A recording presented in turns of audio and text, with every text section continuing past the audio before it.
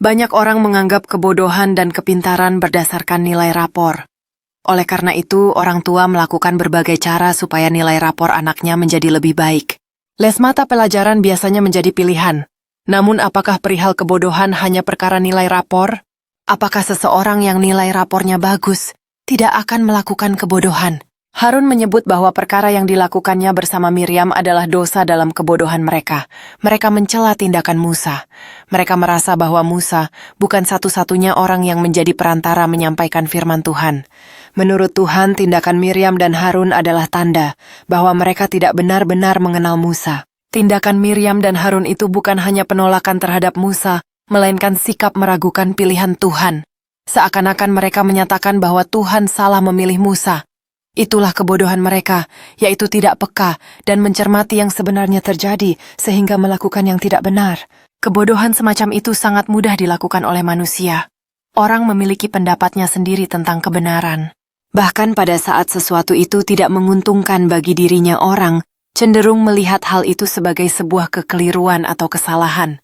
Orang mudah memprotes sesuatu tanpa mencermati hal sebenarnya. Maka dari itu diperlukan kesediaan menjadi pintar. Bukan hanya pintar secara akademis, namun juga pintar dan cermat dalam hal melihat dunia, serta melakukan penilaian dan menentukan sikap terhadapnya. Kebijaksanaan akan tumbuh saat memandang kehidupan.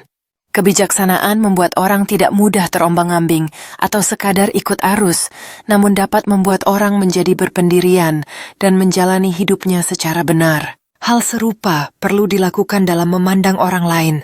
Kita perlu mengenal seseorang dengan benar sebelum menilai atau berkomentar tentangnya. Mari menjadi pintar supaya tak jatuh pada dosa kebodohan.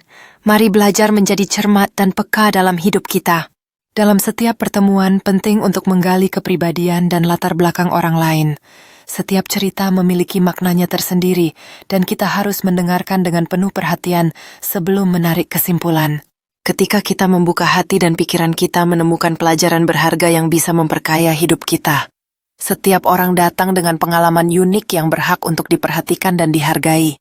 Dalam lingkungan belajar saling menghormati dan mendengarkan pendapat orang lain adalah kunci untuk memahami perspektif yang berbeda.